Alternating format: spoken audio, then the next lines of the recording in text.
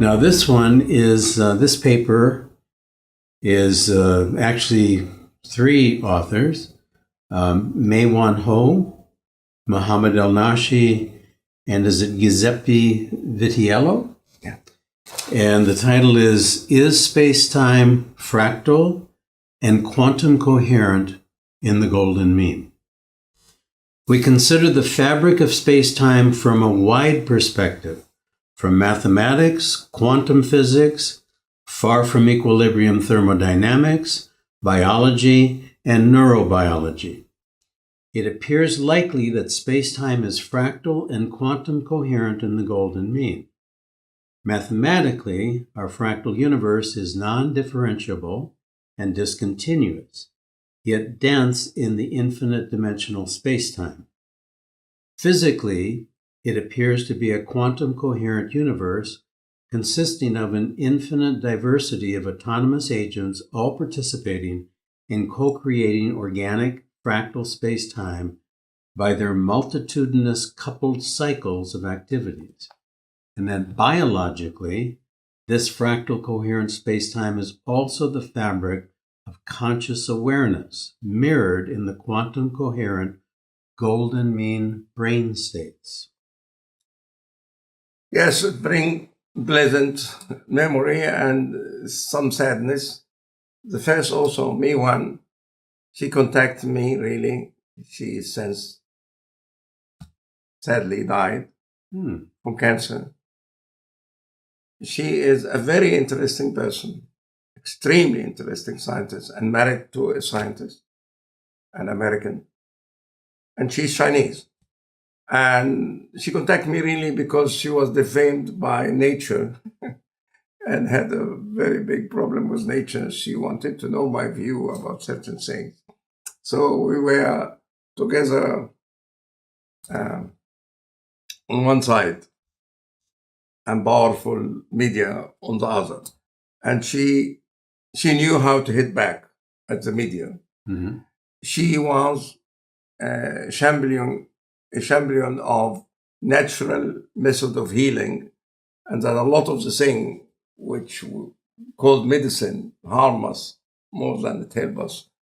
And certain people, interested group, didn't like that and attacked her severely. Mm-hmm. And of course, she was very prolific, and she's well known also. So she said also, much of the food which we eat produce cancer. Mm-hmm. And a lot of the company, of course, didn't like that either, so I attacked her. Unfortunately, at the end, she died herself unexpectedly from cancer. Mm-hmm. She contracted that somehow. And she was really, really interested in my work.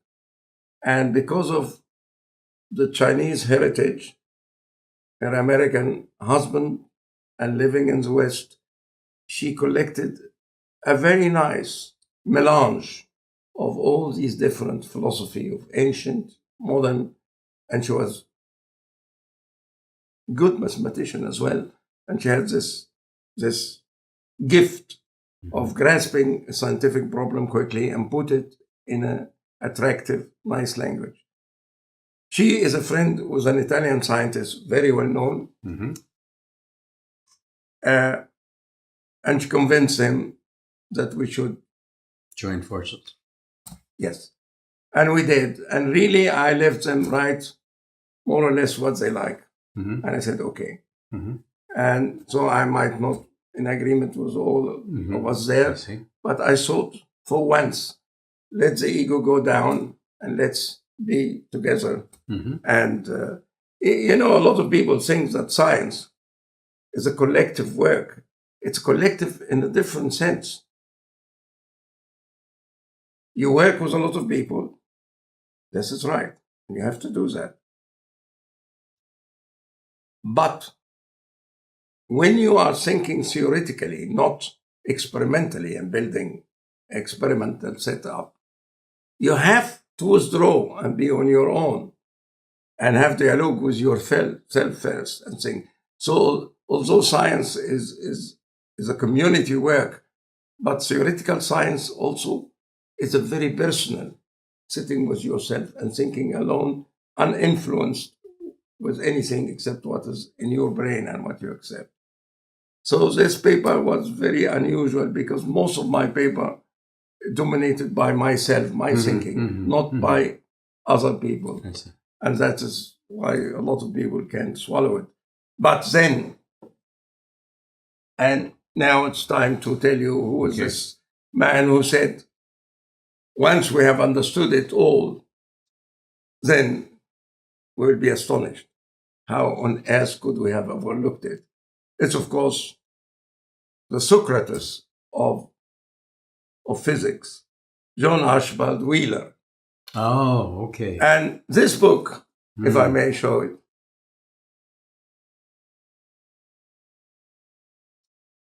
this book was edited by one of his most brilliant students, Professor Surik. Ah, yes. Okay. Yeah. Uh-huh. And the paper, which really made me a little bit more courageous, escaping the fear of which Baudelaire spoke so often, the fear of opposition. We are absolutely covered when it comes to opposition.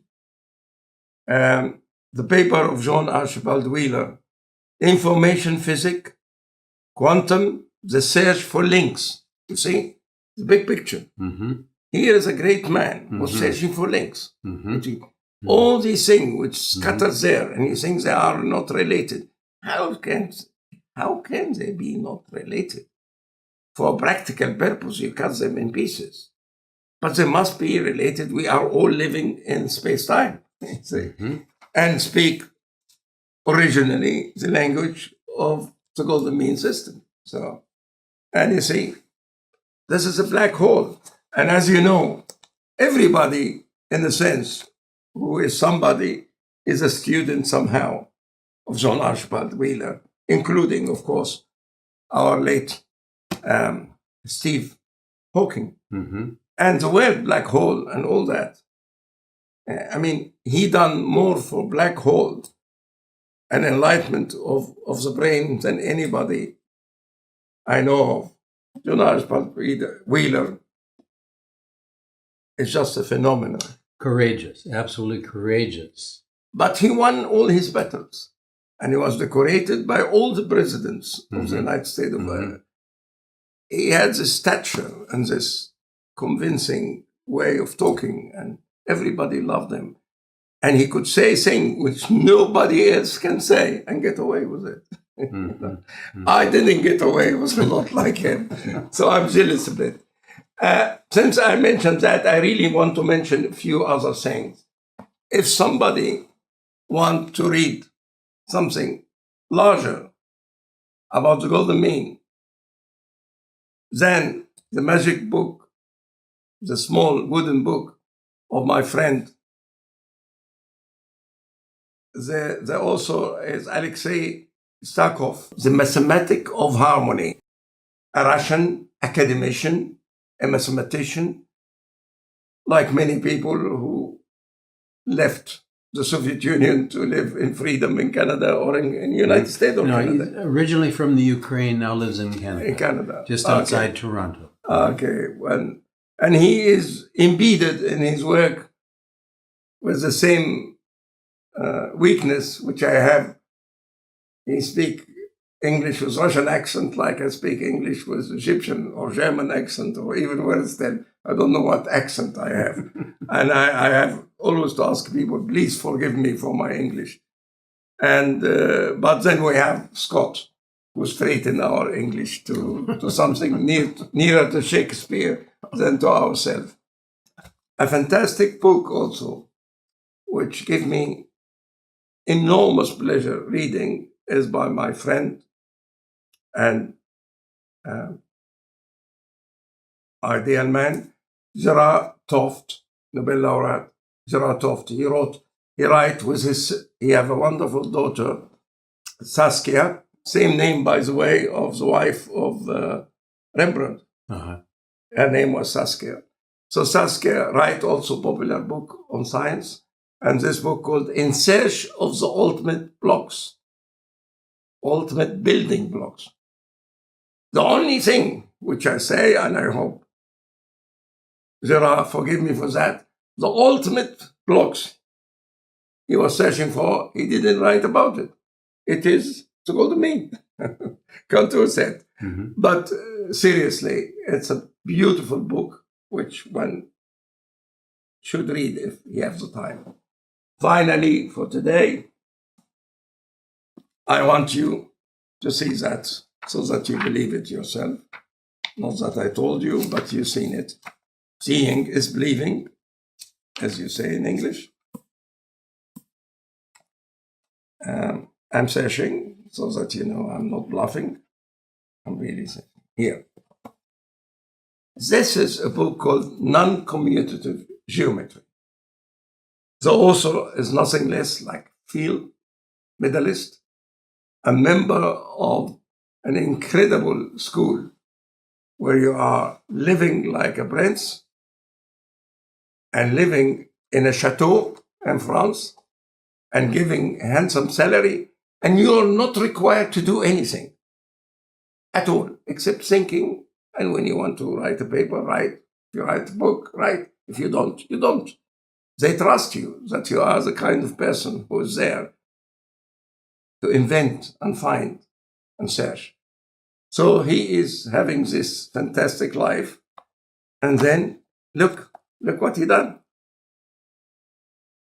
Not afraid from the press. He talk about Penrose universe. And he come to the enormous conclusion. Please say to our audience, what is that? It is the 1 plus the square root of 5 divided by 2. It's the golden mean. It is the golden mean, the greater version. So you have a very simple alternative. Here is his dimensional function, where the golden mean feature as the organizing center, really. So either the chateau where he lived and all this money he received and all this honor are fake, and we have to invade France and stop them from supporting science in this lavish way, or people who think that the golden mean is a crackpottery work and have no place in top-notch theoretical physics without really using the force of a British court or an American court for the same matter. They should revise their prejudice and not go on repeating just what they heard from somebody else. If everybody believe only what his brain allow him to believe without just taking over things from somebody else simply because he is a media or a rich person or a high-standing politician, then the world will be a better world to live in. And the author of that book is? Alain. Yeah, we didn't mention his name. I mentioned him. Okay. But this is my Egyptian accent. No, I can say a lot of things you don't hear. Okay. Okay.